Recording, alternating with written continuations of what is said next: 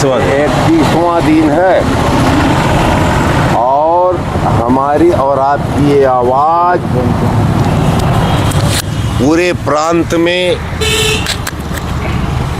गूंज चुकी है। आज मेरे पास भोपाल से आए हुए पत्रकार महोदय यहाँ पधारे, इसलिए मुझे ऐसा लग रहा है कि मेरी आवाज़ असर पहुँचा रही है हमारे मध्य प्रदेश में, कम से कम पूरे तौर पर।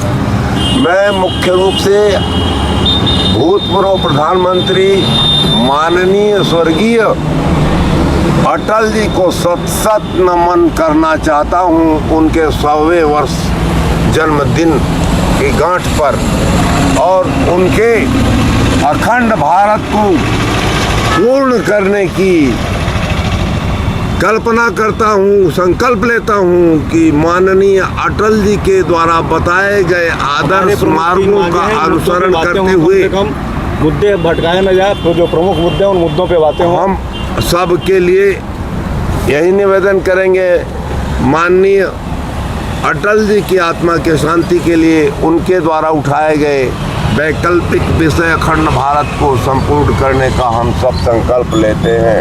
धन्यवाद। भारत माता की जय। भारत माता की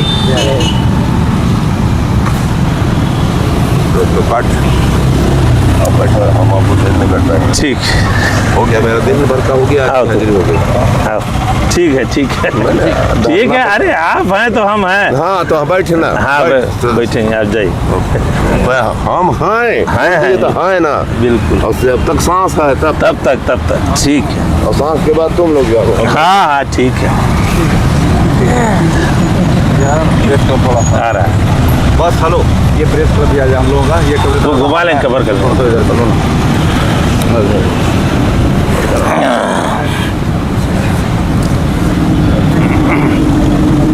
बाइक है, साउंड है,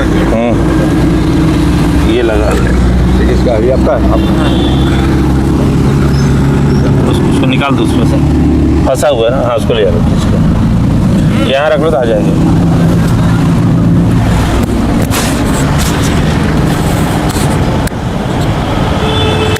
अरे इस पे रख दो, आवाज़ बराबर कर।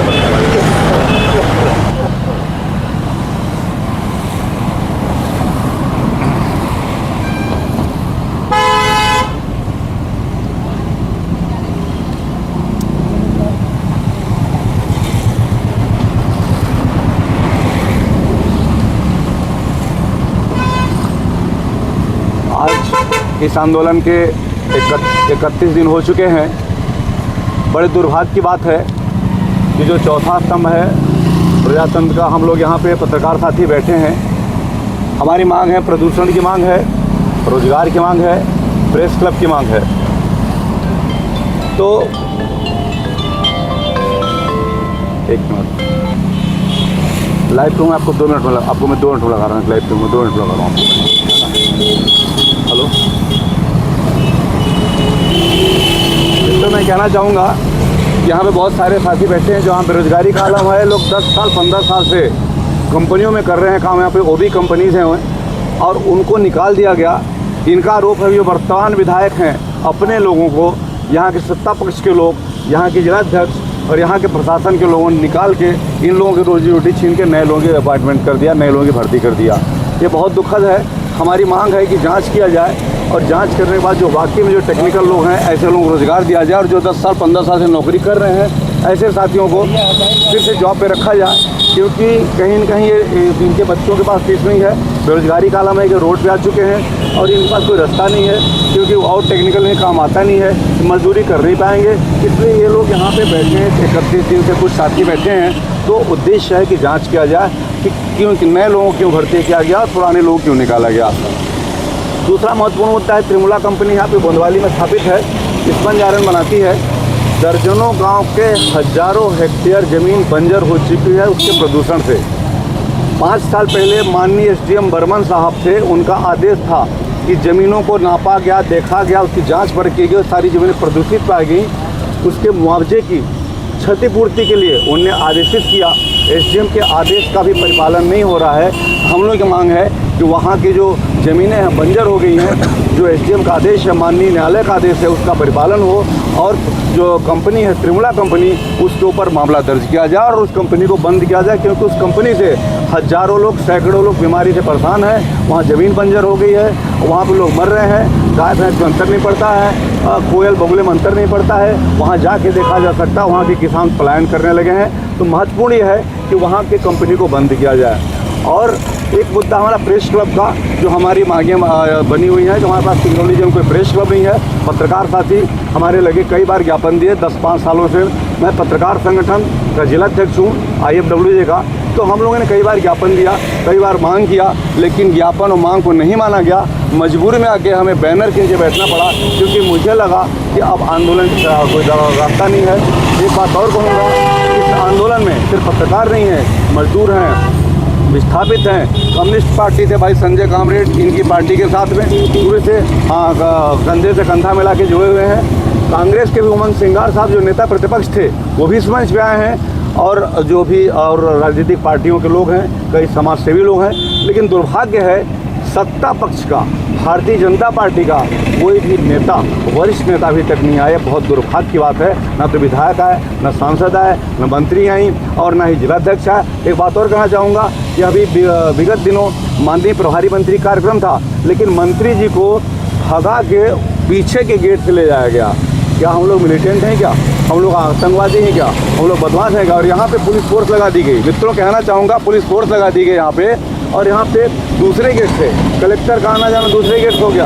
ऐसा व्यवहार कर जा रहे थे हम लोग को छूटता है। किसी दूसरे देश से आ गए हैं, कोई पाकिस्तान के हम लोग आए हैं, बांग्लादेश से आके बैठे हुए हैं, इस तरह का व्यवहार किया जा रहा है। तो मित्रों, मैं यही कहूँगा, ये आंदोलन अनवरत चलता रहेगा। मुझे लगता है 2024 अब कम दिन रह गए हैं, 2025, 26, 27 जब तक चलेगा और जब तक हमारी मांगें पूरी नहीं होंगी, हम लोग यहीं बैठेंगे या तो जेल भरो आंदोलन करेंगे। धन्यवाद। संजय भाई, आप हम बात कर लें? हाँ, कर लो। साथियों, आज आंदोलन के 31वें दिन बड़े खेद के साथ ये कहना पड़ रहा है कि चौथा स्तंभ कहा जाने वाला मीडिया, आज उसको भी सिंगरौली ज़िले में धरने पर बैठने को मजबूर होना पड़ा। ये इस देश का सबसे बड़ा दुर्भाग्य कहा जा सकता है। कभी एक टाइम हुआ करता था कि अगर अखबार में एक खबर छप गई तो प्रशासन उसको संज्ञान में लेता था और तुरंत उस पर कोई न कोई कार्रवाई करता था। लेकिन आज पूरे मीडिया कर्मी ही धरने पर बैठे हुए हैं और इस सरकार के पास, इस प्रशासनिक अधिकारियों के पास उनसे बात करके उनके मसलों को सुनने का भी टाइम नहीं है। इससे बड़ा दुर्भाग्य और क्या हो सकता है। साथियों, इस संगठन और ये जो हम सबकी मिलीजुली मांग है, वो प्रमुख रूप से 3 चीज़ है। आपने देखा, जो प्रदूषण की मांग पर हम बात कर रहे हैं, पहला मुद्दा जो है सिंगरौली का प्रदूषण। सिंगरौली का प्रदूषण किसी से छुपा नहीं है।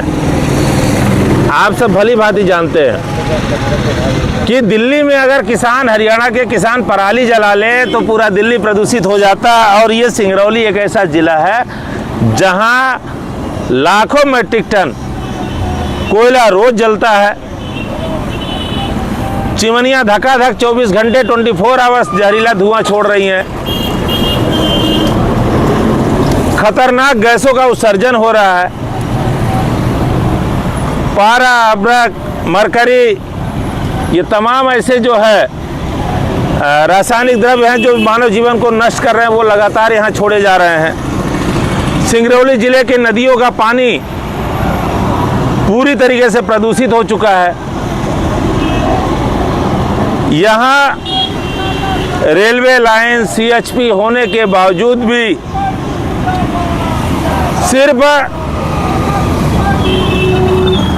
अवैध रूप से लोगों को फायदा पहुंचाने के लिए रोड से कोल का ट्रांसपोर्टेशन किया जा रहा है। जबकि ये चाहते तो ये कोयला ट्रांसपोर्टेशन सीधे सीधे खदानों से बाई ट्रेन और CHP के माध्यम से किया जा सकता है।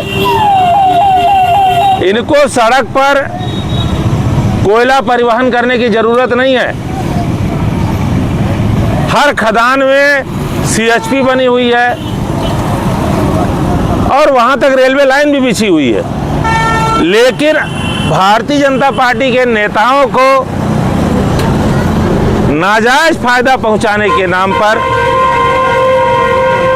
सड़क से कोल ट्रांसपोर्टेशन किया जा रहा है। सड़क से ट्रांसपोर्टेशन करने का जो सबसे बड़ा मुद्दा ये है कि जो ट्रांसपोर्टर हैं, पुलिस विभाग के अधिकारी हैं, SDM हैं, तहसीलदार हैं, राजस्व विभाग के जो अधिकारी हैं, इन सबकी मिली भगत से प्रतिबंध के बावजूद भी जिले में धड़ल्ले से टेलरों का आवाजाही, आप यहाँ सबसे व्यस्तम चौराहा कहा जाता है हमारा महाजन मोड़, जहाँ नो एंट्री लगती है, लेकिन कहने को नो एंट्री है, 24 घंटे कंटिन्यू धड़धड़ाते दैत्य रूपी ये टेलर दौड़ते रहते हैं। हम बात करें राखड़ परिवहन की, तो अगर कोयला जलेगा तो राख निकलेगा,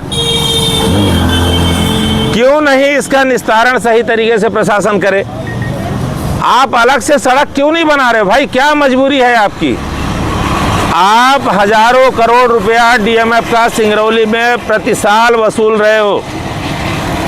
आपके पास पर्याप्त पैसा है कि आप अलग से सड़क बना सकते हो कोयला ट्रांसपोर्टेशन के लिए, राखड़ ट्रांसपोर्टेशन के लिए, लेकिन आप वो नहीं कर रहे हो।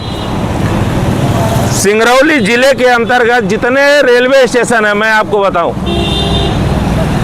पहले तो एक स्टेशन था सिंगरौली, मोरवा को आज एक अच्छा स्टेशन, सिंगरौली जिले का अच्छा स्टेशन होने के बावजूद उसको कोयला और कबाड़ के यार्ड के रूप में तब्दील कर दिया गया। पूरा रेलवे स्टेशन खत्म हो गया। उसके बाद इन्होंने बरगमा रेलवे स्टेशन को निशाना किया।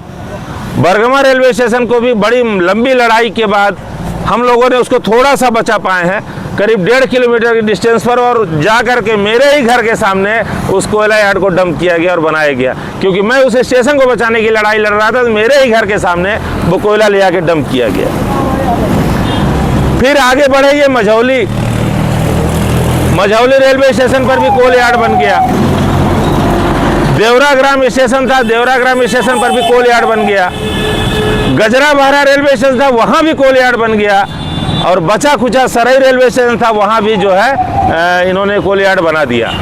मतलब इनको सिर्फ और सिर्फ कोयला ढुलाई करने से मतलब है, लोगों के जीवन से कोई लेना देना नहीं, सिंगरौली के प्रदूषण से कोई लेना देना नहीं, यहाँ की आम जनता से कोई लेना देना नहीं। ये स्थितियाँ आज सिंगरौली जिले की हैं।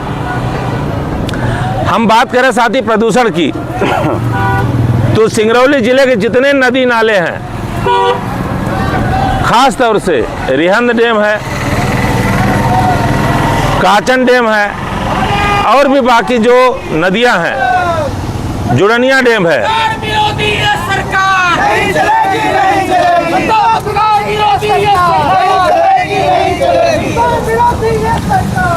तो साथियों जुड़निया नदी है जो जीवनदायिनी नदी है, उस नदी के ऊपर इस तरीके से दोनों तरफ से अतिक्रमण किया गया कि उस नदी का अस्तित्व ही समाप्त हो गया।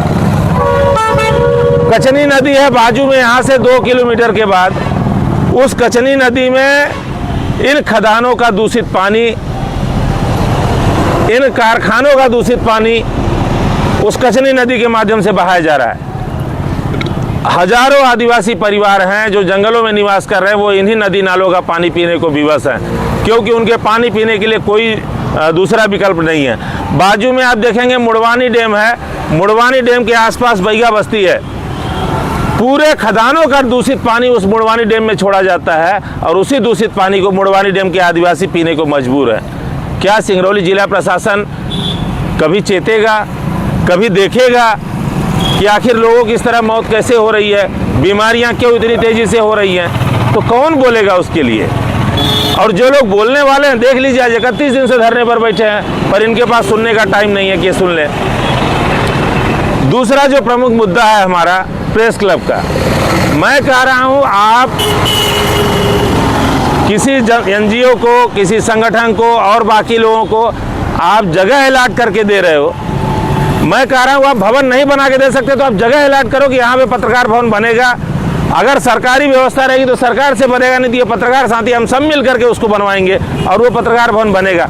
आज 30 दिन में भी यहाँ के एसडीएम और तहसीलदार को इतनी फुर्सत नहीं मिली कि वो आ करके पत्रकार साथियों के साथ बातचीत करें और इस मसले को समाधान करें। मैं ये कहना चाहता हूँ पत्रकार भवन तो आपको देना ही पड़ेगा। आज दोगे, कल दोगे, परसों दोगे, 10 दिन बाद दोगे, 1 साल बाद दोगे, लेकिन जब तक सिंगरौली के पत्रकारों को पत्रकार भवन नहीं दोगे ये लड़ाई अनवरत जारी रहेगी। साथियों, अंतिम मुद्दा है हमारा ये जो बेरोजगार साथी बैठे हुए हैं। डीवीएल ही नहीं, अकेले पूरे सिंगरौली जिले का जो आलम है वो मैं कहना चाहता हूँ। डीवीएल अलग से कुछ नहीं कर रही है। यहाँ पे एक सबसे बड़ा उद्योग चल रहा है दलाली उद्योग। आप 5 साल, 8 साल, 10 साल नौकरी करके अनुभव है, सब कुछ है, आप किनारे जाओ। जो आदमी यहाँ के नेताओं को 1 लाख 2 लाख रुपया देगा उसके नाम पर चिट लग जाएगी, वो चाहे अंगूठा छाप हो, कुछ जानता हो नहीं जानता, उसकी नौकरी लग जाएगी। लेकिन जो अनुभवी है, जो काम किया हुआ है, आज ये लोग बैठे हुए हैं यहाँ पे इस बात से लेकर के, तो ये आज दर दर की ठोकर खा रहे हैं। इसी कलेक्टर साहब ने जांच कराई और एक आदेश दिया कि जो सीरियल से जो लोगों की लिस्ट आएगी उसके हिसाब से भर्ती की जाएगी। भाई रामकेश हमारा बैठा हुआ, उसके आगे वालों का हो गया, उसके पीछे वालों का भी हो गया, बीच में अटके हुए ये सभी साथी आपको दिखाएंगे इन सबको। इनके आगे वालों का हो गया, इनके पीछे वालों का हो गया, लेकिन ये मौजूद है अभी। वो हमारे भाई साहब है, तहसीलदार ने पानी भी पिलाया, उठा के भूख हड़ताल में बैठे थे वो इसी जगह पे। तो ये हालत है साथियों। अब इसमें जो सबसे बड़ा मसला ये है कि इस दलाली प्रथा के खिलाफ जांच नहीं होगी जब तक इन कंपनियों की। इन्होंने भर्ती की तो किस आधार पर भर्ती की, किसके कहने पर भर्ती की, इनका बायोडाटा, इनका रेफरेंस लेटर, वो सारा कुछ जब सार्वजनिक होगा तब जाकर के इस दलाली उद्योग पर रोक लग पाएगी और हमारे साथियों को रोजगार मिल पाएगा। इसलिए हमारे सिर्फ 3 मांग है। सिंगरौली जिले के नदी नालों को प्रदूषण मुक्त करें, रोड ट्रांसपोर्टेशन के लिए अलग से सड़क बनाएं, सिंगरौली में हो रही दुर्घटनाओं पर रोक लगाएं और प्रेस क्लब तत्काल आरक्षित करें। ये 3 मांगें हमारी हैं और 3 मांगों के निराकरण के लिए जब तक इनका निराकरण नहीं होगा तब तक ये लड़ाई जारी रहेगी। आज 31 दिन हुआ है, 2024 समापन हो रहा है, 2025 लगेगा, लेकिन जब तक सिंगरौली को प्रदूषण से मुक्त नहीं किया जाएगा, जब तक अलग से सड़क का निर्माण नहीं किया जाएगा, दुर्घटनाओं पर रोक नहीं लगेगी, तब तक ये आंदोलन अनवरत जारी रहेगा। धन्यवाद साथियों। नहीं, अभी नहीं।